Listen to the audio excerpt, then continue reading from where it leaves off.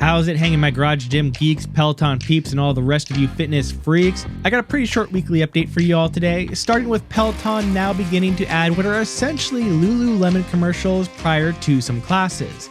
In what is being called the Peloton and Lululemon Look Cam, a 30-second segment has Peloton instructors showcasing a few sets of Lululemon apparel, one of which they end up wearing as they coach the class.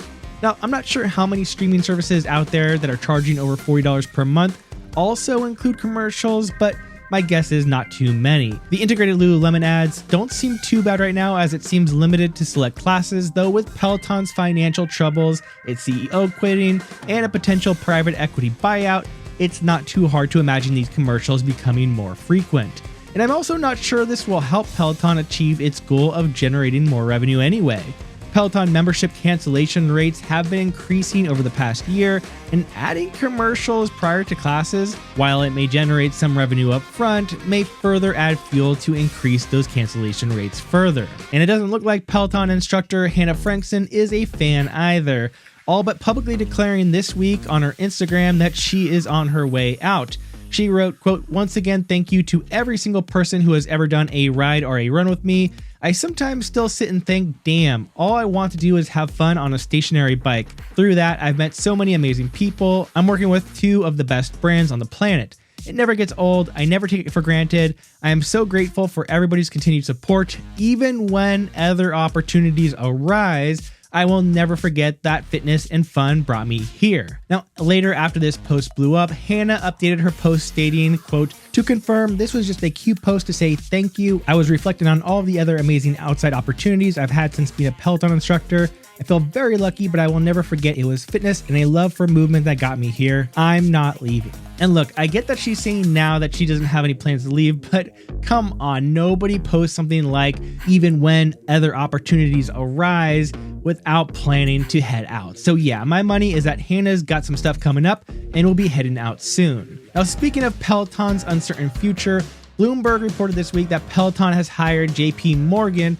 to help raise $850 million through a new loan sale intended to refinance its existing debt. Evidently, potential investors are being informally contacted by the US bank about the upcoming loan sale, though official syndications of the loan are planned to be coming this Monday, which is a good idea for Peloton to try and do now, as they have a whole lot of debt maturing over the next year, and refinancing that loan, if they can pull it off, could definitely help them avoid bankruptcy. I found one last bit of news about Peloton this week that I found entertaining, but first I want to quickly announce the launch of Connect the Watts personalized training program. We're looking for 5 motivated individuals who either want to lose weight or build muscle, and most importantly are willing to fully commit themselves to achieving a high level of success for at least 6 weeks. You'll have a huge level of accountability, as you will be in contact with me almost every day during the duration of the program, and we'll have a custom program built just for you. If you are not super motivated to get after it, this isn't the program for you, but if you are willing to be coached and put in the work, and you're interested in seeing some significant results, then make sure to check out the link below and schedule your interview.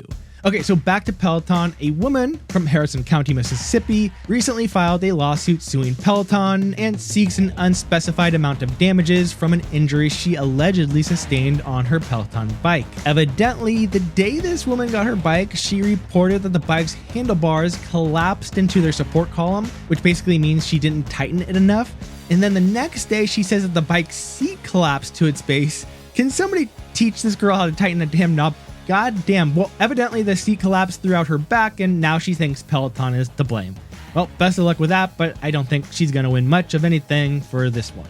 And now some updates regarding smart rings. So first up, we have Oura, who is adding 2 new features to the Oura Ring later this month. The first new metric, called cardiovascular age, is by far the most unique.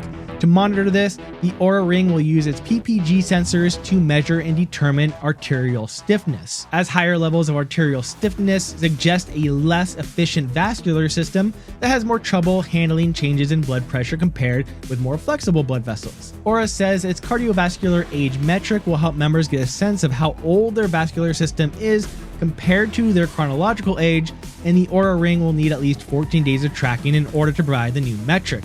The second new feature is called cardio capacity, and it's just a fancy word for a VO2 max estimate. In order to see this metric, users will first have to take a 6-minute test where they will be asked to walk as fast as they can.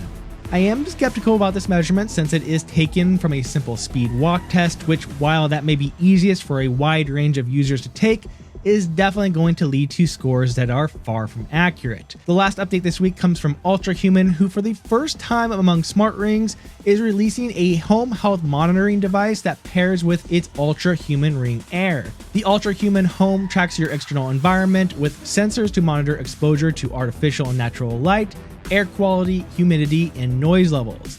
It will then take these measurements and compare them with your personal health taken from the UltraHuman Ring. The idea is that this will allow UltraHuman to make personalized recommendations to users' home environment to help improve their health. Looks pretty neat. I'm a big fan of this nerdy stuff in terms of tracking air quality and whatnot, and so I'm excited to see this sort of integration begin to happen. The UltraHuman Home is currently available on Kickstarter only, with the first shipments expected to be sent out in July. And now let's dig into the deals of the week. First, we have Averon, who is having a sale for both the Averon Rower Strong and Averon Rower Go. Both prices are at or below the lowest I've ever seen them, so a very good deal to check out over the next week. Plunge is also having a pretty solid sale on their cold tubs. Pretty much everything here is discounted, but the best deal by far is the original Plunge Pro XL, which is on sale for $1,500 off. They're definitely trying to clear this out to make room for the newer models, so this is a great opportunity to take one off their hands for what is the lowest price they've ever offered the Plunge Pro XL. And finally, Amazon is having a ton of fitness equipment on sale for Memorial Day. From Peloton bikes to Garmin watches, there is way too much to cover in this video, but I'll post a link to the article where I will be updating the best deals that I find as they pop up. And that's it for this week, my friends. I hope you enjoyed this recap for what's new in fitness. Make sure to subscribe if you want to get these every week. Appreciate you being here, and I'll see you next time.